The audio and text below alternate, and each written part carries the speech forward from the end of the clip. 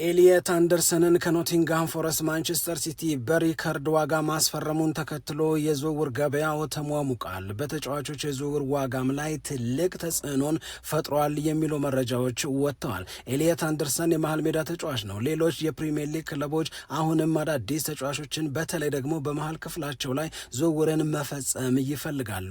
እናም ኤሊየት አንደርሰን ማንቸስተር ሲቲን ከተቀላቀለ በኋላ ለዝውውሩም 130 ሚሊዮን ፓውንድ ለመክፈል ከተስማማ በኋላ ሻጭ ክለቦች ሚድፊልደሮቻቸውን ለሌላ ክለብ አሳልፈው ከመሸጣቸው በፊት ዋጋቸውን እንደገና ቆም ብለው ማሰብ ጀምረዋል። ለመሆኑ የኤሊየት አንደርሰን ዝውውር በሌሎች የመሃል ሜዳ ተጫዋቾች ዝውውር ላይ ገበያው ላይ የሚኖረው ተጽዕኖ ምን ሊሆን ይችላል በሚለው ጉዳይ ላይ አዳዲስ ሀሳቦችን ሰምተን ይዘንላችሁ መጥተናል። በሌላ በኩል ኤሊየት አንደርሰን ከማንቸስተር ሲቲ ጋር ተስማምቷል የተባለው ሳምንታዊ ክፍያ የምን ያህል ዓመት ኮንትራትን ይፈርማልና ሌሎች ተያያዥ ጉዳዮችንም ሚዲያዎች ይፋ እያደረጉ ይገኛሉ። በሌላ በኩል አርሰናል በዚህም ተብሎ በዚያ የፊት መስመር እንቅስቃሴው ላይ በጣም ጠንካራ የሚባል የዝውውር ስራን እንደሚሰራ ለደጋፊዎቹ የሚያረጋግጥ መረጃ እየወጣ ነው። አርሰናል ከበጣም ብዙ ተጫዋቾች ጋር በተያዘ ስሙ ይነሳል። አብዛኞቹ ከአርሰናል ጋር ተያይዘው ስማቸው የሚነሱ ተጫዋቾች ደግሞ በማጥቃት እንቅስቃሴ ላይ መድፈኞቹን የሚያጠናክሩ መድፈኞቹን የሚያግዙ ተጫዋቾች ናቸው። ዓለም ዋንጫው ከተጠናቀቀ በኋላ በተለይ ዓለም ዋንጫውም ከመጠናቀቁ አስቀድሞ ደግሞ በተወሰኑ ደረጃዎች ይህንን ቦታ አርሰናል ብርቱ ዝውውር ይፈጽምበታል ተብሎ ነው እየተጠበቀ የሚገኘው። አሁንም ከአርሰናል ጋር በተያዘ አሌክስ ስኮት፣ ሞርጋን ሮጀርስ፣ ኒኮ ዊሊያምስ እንደዚሁም ደግሞ ሁሊያን አልቫሬዝ እና እንደነ ብራድሌ ባርኮላ አይነት ተጫዋቾች ስማቸው ተነስቶ የአርሰናልም ስም ተጠቅሶ ከዝውውሩ ጋር አዳዲስ መረጃዎች እየወጡ ይገኛሉ። ትሰሙታላችሁ። በሌላ በኩል አርሰናል ለኒውካስል ዩናይትድ የመሃል ሜዳ ተጫዋች ጉሚያሬሽ ያቀረበው የዝውውር ሀሳብ ውድቅ ተደርጎበታል። ግን አፍታም አልፈጀም አዲስ ሀሳብ ይዞ ብቅ ሊል ነው። በዚህም ጉዳይ አዲሱን መረጃ ወደ እናንተ እናደርሳለን። ዩናይትድ የምሩን ነውም ተብለናል። ማንቸስተር ዩናይትድ ከተለያዩ ተጫዋቾች ዝውውር ጋር በተያዘ ስሙ በተደጋጋሚ እየተነሳ ቆይቷል። ታዲያ ትላንትና በድንገት ከሁሊያን አልቫሬዝ ጋር የማንቸስተር ዩናይትድ ስም ተያይዞ ቢነሳ ለማመን መቸገራችንን ጠቅሰን መረጃውን ግን ወደ እናንተ አድርሰናል። ዛሬ ግን የእንግሊዝም የስፔንም ሚዲያዎች ማንቸስተር ዩናይትድ በሁሊያን አልቫሬዝ ላይ ያለው ፍላጎት የምር ነው የሚል መረጃን ይዘው ወጥተዋል። በሁሊያን አልቫሬዝ ወኪሎችና በማንቸስተር ዩናይትድ ባለስልጣናት መካከልም መነጋገር እንደተጀመረ መረጃዎቹ ይጠቅሳሉ። በዝርዝር እናነሳዋለን። እንደገና ሌላ ተስፋ ማንቸስተር ዩናይትድ ቤትም የሚፈጠር መረጃ ተሰምቷል። ከማቲያስ ፈርናንዴዝ እንደዚሁም ከአሌክስ ስኮት ጋር የሚያያዝ ነው። ለማንኛውም እንደነዚህ ያሉ በጣም ጠንከር ያሉ የተጫዋቾች የዝውውር መረጃዎችን እያነሳን ለተወሰኑ ደቂቃዎች አብረናችሁ እንቆያለን። ሰላም ጤና ይስጥልን፣ እንደምናላችሁ የተከበራችሁና የተወደዳችሁ የሸገር ስፖርት ዊዝ አበበ ግደይ የዩቲዩብ ቻናል ቤተሰቦቻችን በያላችሁበት እጅግ አስደሳች ጊዜን እያሳለፋችሁ እንደሆነ ተስፋ እናደርጋለን። መልካሙን ሁሉ ለናንተ እንመኛለን። ታዲያ ይህንን ሸገር ስፖርት ዊዝ አበበ ግደይ የሚለውን የእኛን የዩቲዩብ ቻናል ሰብስክራይብ አድርጉ፣ የደውል ምልክቱን ተጫኑት፣ ሊንኩን ለሌሎች አጋሩና በተከታዮች ቁጥር እንድንበዛ የምንሰራቸው ፕሮግራሞችም ብዙ ሰዎች ጋር መድረስ እንዲችል ማገዛችሁን ቀጥሉ። እስካሁን ላበረታችሁን አቅም ጉልበት ድጋፍ ለሰጣችሁን በሙሉ የላቀ ምስጋናችን ይድረሳችሁ እንላለን። ከልብም እናመሰግናለን። ወደ መረጃዎቻችን እንሂድ። መቼም የኤሊየት አንደርሰን ማንቸስተር ሲቲን መቀላቀል ያውም ለዝውውሩ 130 ሚሊዮን ፓውንድ እንዲከፈልበት ስምምነት ላይ መደረሱ የዓለምን ሚዲያ በተለይም ደግሞ የእንግሊዝ ሚዲያዎችን በከፍተኛ ደረጃ ትኩረታቸውን አግኝቷል። ኖቲንግሃም ፎረስት ተሳክቶለታል። ማንቸስተር ሲቲም አሪፍ የሚባል ቁጥሮቹ የሚያስደንቁ ለማንቸስተር ሲቲ ለሚቀጥሉት 5 እና ከዛ በላይ የሚሆን የውድድር ዓመቶች ብርቱ አገልግሎትን ሊሰጥ እንደሚችል የታመነበት እንግሊዛዊውን ወጣት ግን ደግሞ ምርጥ ተጫዋች ኤሊየት አንደርሰንን ማንቸስተር ሲቲ በእጁ አስገብቷል። ታዲያ አሁን ከሰዓት በኋላ ከጥቂት ደቂቃዎችም ቀደም ብሎ በማንቸስተር ሲቲ እና በኤሊየት አንደርሰን መካከል ተደርሷል በተባለው ስምምነት መሰረት ኤሊየት አንደርሰን ለሚቀጥሉት 5 ዓመታት የማንቸስተር ሲቲ ተጫዋች ይሆናል። 5 ዓመቱን ከጨረሰ በኋላ ማንቸስተር ሲቲ ልጁን ማቆየት የፈለገ እንደሆነ ለተጨማሪ 12 ወራት በራሱ ውሳኔ ብቻ ኤሊየት አንደርሰንን ማማከር ሳያስፈልገው ውሉን ማራዘም ይችላል። ይሄ ማለት በአጠቃላይ ለ6 ዓመታት ልጁን ሊገለገልበት በልጁ ላይ መብት ሊኖረው ይችላል ማለት ነው። ማንቸስተር ሲቲ።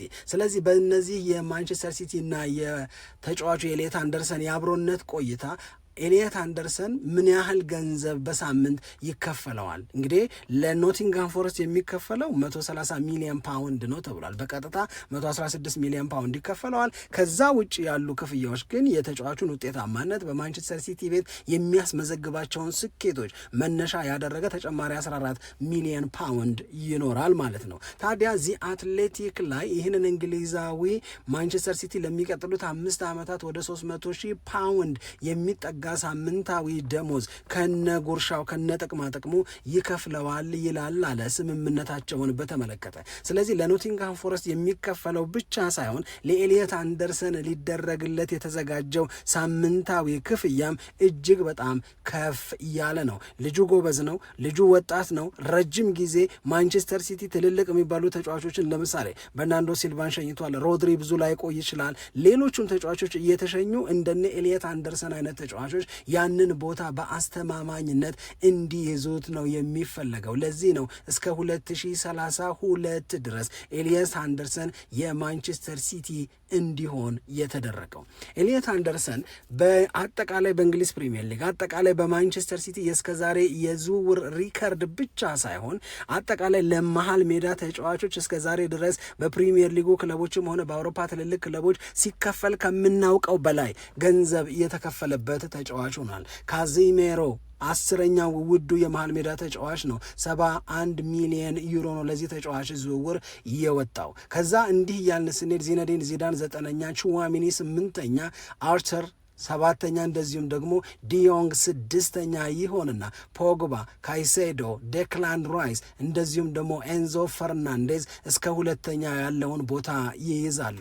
ዛሬ የሰማነው የማንቸስተር ሲቲ ሰበር ዜና ማንቸስተር ሲቲ በ130 ሚሊዮን ፓውንድ ይህንን ተጫዋች የራሱ ለማድረግ የገባው ውለታ እና የደረሰበት ስምምነት ኤሊየት አንደርሰንን የዓለማችን ምርጡም ውዱም የመሃል ሜዳ ተጫዋች ያደርገዋል ይላል። በገንዘብ ተሰፍሮ ሲለካ ከእስከ ዛሬው የተጫዋቾች ውድ ዝውውር ለመሃል ሜዳ ተጫዋቾች ኤሊየት አንደርሰን ቀዳሚውን ቦታ ይይዛል። ታዲያ የዚህ ተጫዋች እንዲህ ባለ ውድ ነው በተባለ ሪከርድም በሰበረ ዋጋ ማንቸስተር ሲቲን መቀላቀል በሌሎቹ ክለቦች አዳዲስ ተጫዋቾችን የማስፈረም ጥረት በተለይ የመሃል ሜዳ ተጫዋቾች ዝውውር ላይ የሚያሳድረው ተጽዕኖ ቀላል ይሆናል ተብሎ አይጠበቅም። ስለዚህ የኤሊየት አንደርሰን ማንቸስተር ሲቲን የተቀላቀለበት ስምምነት እናም ዝውውሩ ያካተተው ገንዘብ ገበያውን አምሶታል ተብሏል። ስለዚህ ኢፌክቱ ምንድን ነው? ተጽዕኖ ምንድን ነው? ምኑ ላይ? ገበያው ላይ። በተለይ ደግሞ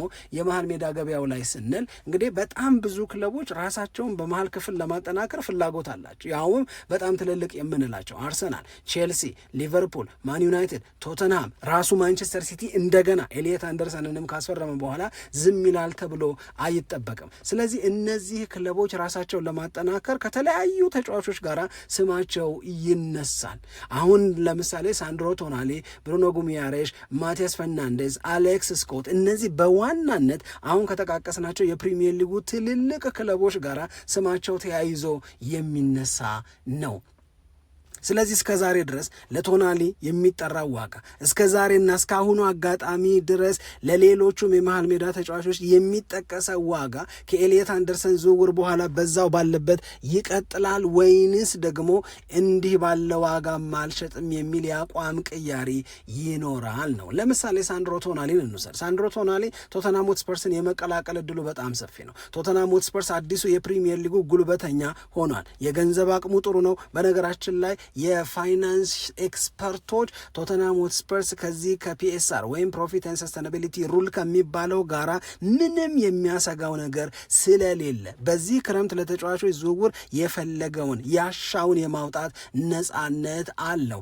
አምና ሊቨርፑል 450 ሚሊዮን ፓውንድ እና ከዛ በላይ እንዳወጣው ዘንድሮ ደግሞ ቶተንሃም ያንን አይነት ነፃነት አለው። እንደዛ ቢያደርግ ከፍ ያለ የዝውውር ወጪ ቢያወጣ የፒኤስአር ህጉን ተላልፈሃል ተብሎ ጣጣ ይመጣብኛል ብሎ የሚያሰጋው ነገር የለም። ቶተንሃም ለማውጣት በዝውውሩ ላይ ጠንከር ያለ ተሳትፎን ለማድረግ ነፃ ነው የሚል ማረጋገጫ እየተገኘ ነው። ይሄ ለቶተንሃም ሌላ የመጫወቻውን ሜዳ የሚያሰፋለት ሌላ ጥንካሬ፣ ሌላ ብርታት የሚሰጠው ጉዳይ ነው። አሁን ጥያቄው ይሄ ተጫዋች እና ማለትም ሳንድሮ ቶናሊ እና ቶተንሃም ሆትስፐርስ ኦልሞስት በፐርሰናል ጉዳዮች ላይ ተስማምተዋል። ይሄ ልጅ በ270 ሺህ ሳምንታዊ ደሞዝ ለቶተንሃም ሆትስፐርስ ለመጫወት ተስማምተዋል። በዚህ ሂደት ላይ ሮቤርቶ ደዘርቢ የተጫወተው ሚና በጣም ጉልህ ነው ተብሎ ለሰውየው በጣም ከፍ ያለ ክሬዲት እየተሰጠው ነው። ቶተንሃምን እንደገና ከፍ ለማድረግ የቶተንሃምን ተፎካካሪነት ለማሳደግ ላለመውረድ ሳይሆን ወደ አውሮፓ ቻምፒዮንስ ሊግ ለመግባት እንዲታገል እንደነዚህ ያሉ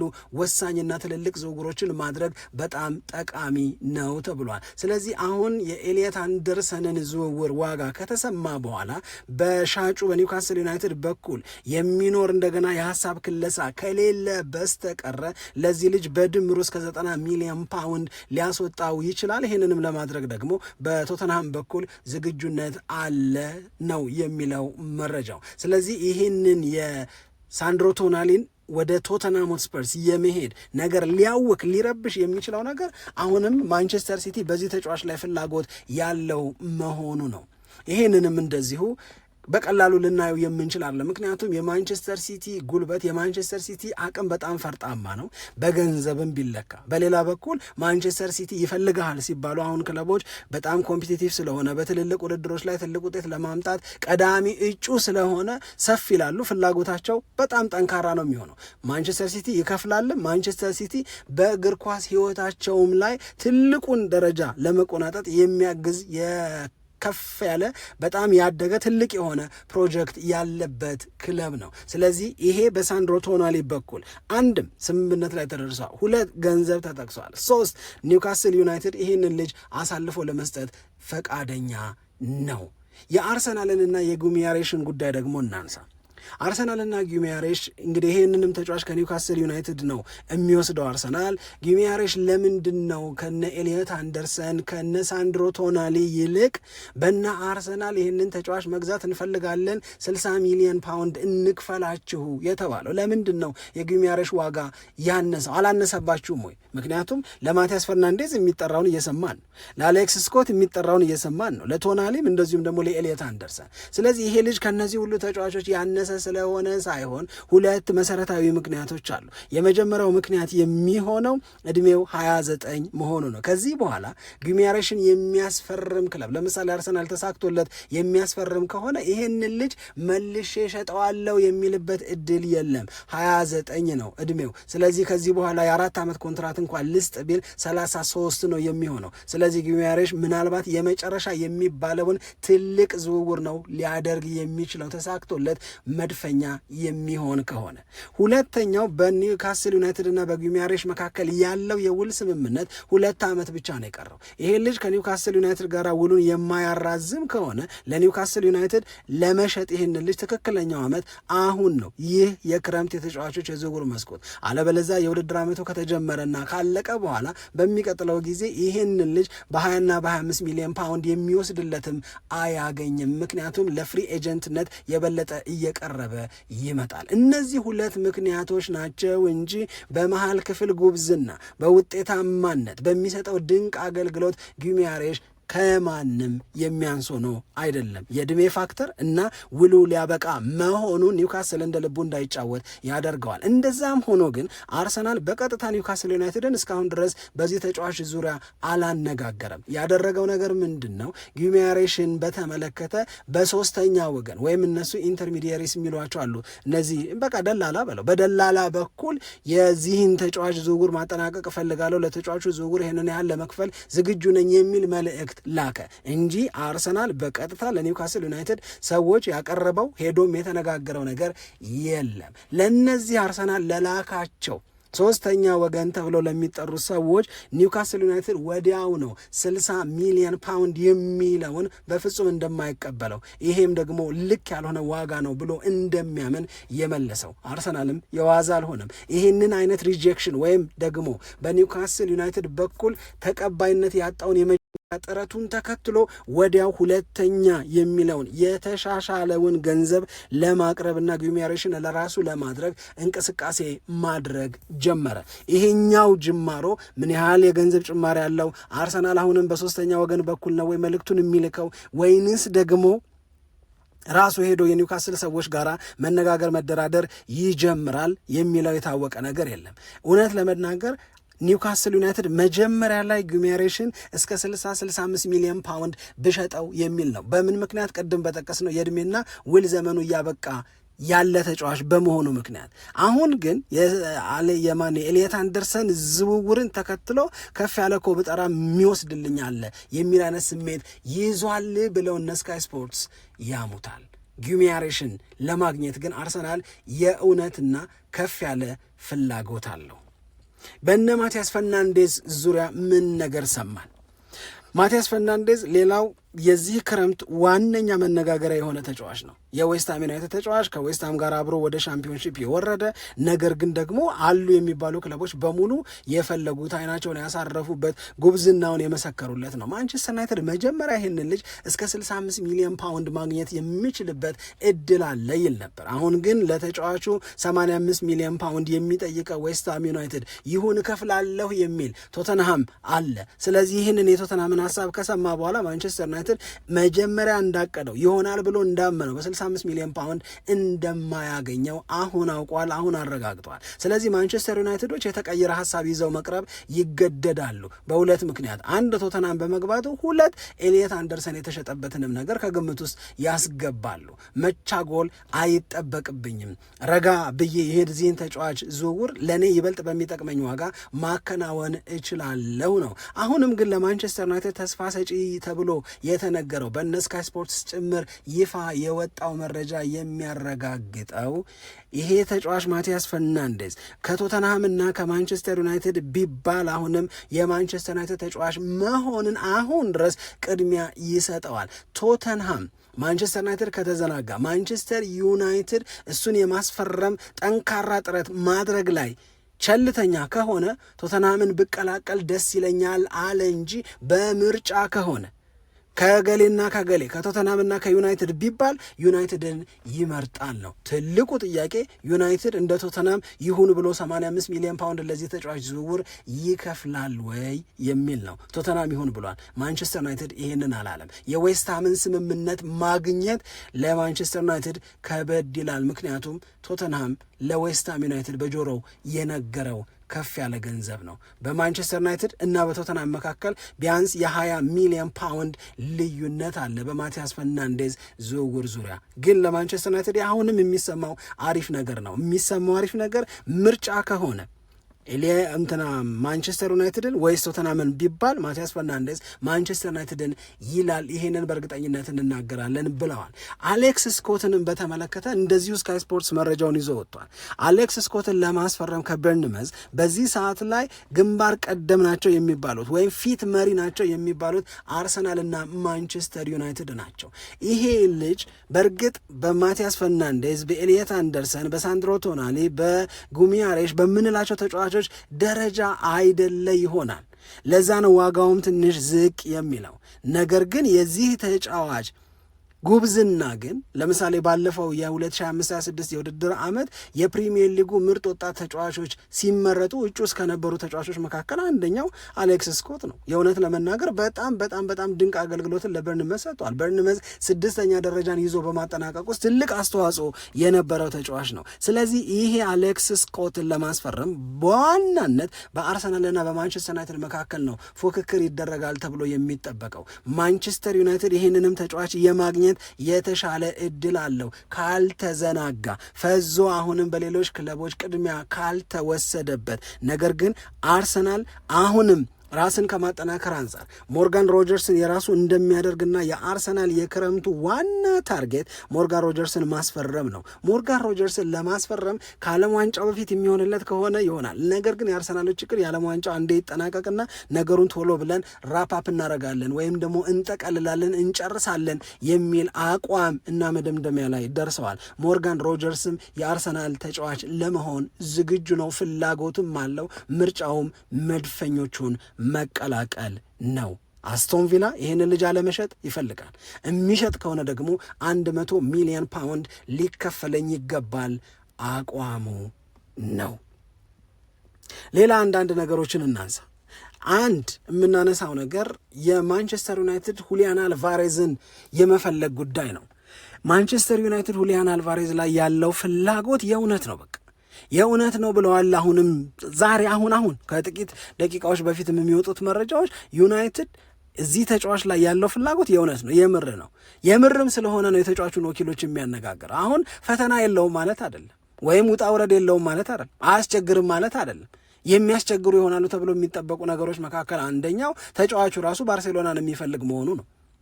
ነገር ግን ማንቸስተር ዩናይትድ ይሞክራል። ምክንያቱም በአትሌቲኮ ማድሪድ እና በባርሴሎና መካከል ያለውን አለመግባባት፣ የአትሌቲኮ ማድሪድን ሙሉ በሙሉ ይህንን ተጫዋች ለባርሳ መሸጥ አለመፈለግ አርሰናል ሊጠቀምበት እንደሚችለው ሁሉ ወይም የመጠቀም እድል አርሰናል እንዳለው ሁሉ ማንቸስተር ዩናይትድም ተመሳሳይ እድል አለው። ስለዚህ ማንቸስተር ዩናይትድ ይህንን ከግምት ውስጥ አስገብቶ ሰዎቹን ልኮ ከሁሊያን አልቫሬዝ ወኪሎች ጋር እየተነጋገረ ነው። የስፔንም የእንግሊዝም ሚዲያዎች ይህንን ይናገራሉ።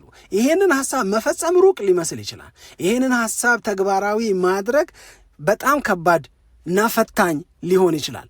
ሌላኛው ፋክተር ልጁ ባርሴሎናን መምረጡ እንደተጠበቀ ሆኖ ሌላኛው ትልቁ ተጽዕኖ ሊሆን የሚችለው ዋጋውስ ውድ አይሆንም ወይ? እውነት ማንቸስተር ዩናይትድ ሁሊያን አልቫሬዝን ለማስፈረም በዚህ ተጫዋች ዙሪያ የሚጠቀሰውን ገንዘብ ማውጣት አለበት ወይ? ልክ ነው ወይ? ይህንን ኩዌስችን አለማድረግ አይቻልም። ይህንን አለመጠየቅ አይቻልም። እንደነዚህ ያሉ አናሊሲሶች ተሰርተው የሚወሰድ የመጨረሻ እርምጃ ሊኖር ይችላል እንጂ ዩናይትድ ግን አቅሙም ፍላጎቱም ዝግጁነቱም አለው፣ የሚፈልገውም ደግሞ የምሩን ነው ተብሏል። ይህንንም ሰምተናል። የእውነት ለመናገር በመጨረሻም በጣም አጫጭር የምንላቸውን ጉዳዮች ለማንሳት እንሞክር።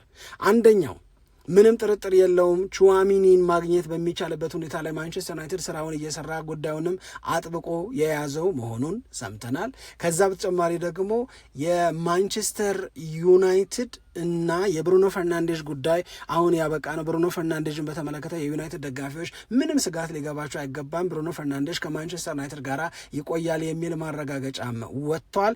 አርሰናል ፊት መስመሩ ላይ ኒኮ ዊሊያምስን፣ ብራድሌይ ባርኮላን፣ ሞርጋን ሮጀርስን እና ሌሎችም የአርሰናልን የፊት መስመር የማጥቃት አቅም ሊያጠናክሩ የሚችሉ ተጫዋቾችን በተመለከተ ትልቅ ስራን ይሰራል። ከቻለ ከዓለም ዋንጫው መጠናቀቅ በፊት፣ ካልሆነ ግን ከዓለም ዋንጫው በኋላ መድፈኞቹ ጠብቁን እያሉ ነው። ትልልቅ ዝውውሮችን የበለጠ አርሰናልን አሸናፊ የሚያደርጉ ዝውውሮችን በድል በስኬት እናከናውናለን እያሉ ነው።